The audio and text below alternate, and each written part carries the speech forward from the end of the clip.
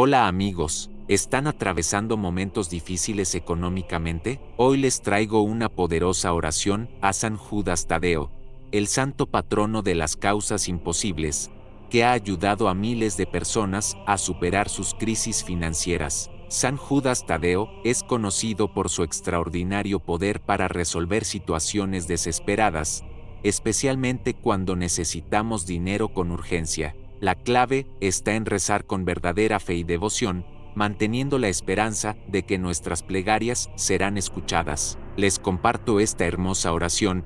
San Judas Tadeo, apóstol y fiel intercesor, humildemente te pido tu ayuda en este momento de necesidad financiera. Intercede ante Dios para que pueda conseguir el dinero que tanto necesito.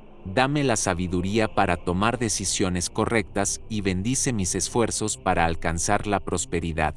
Recuerden que la fe mueve montañas, y San Judas Tadeo siempre está dispuesto a ayudarnos cuando lo necesitamos. No olviden rezar esta oración con el corazón y mantener pensamientos positivos. Si este video te ayudó, no olvides darle like y suscribirte para más oraciones y contenido espiritual.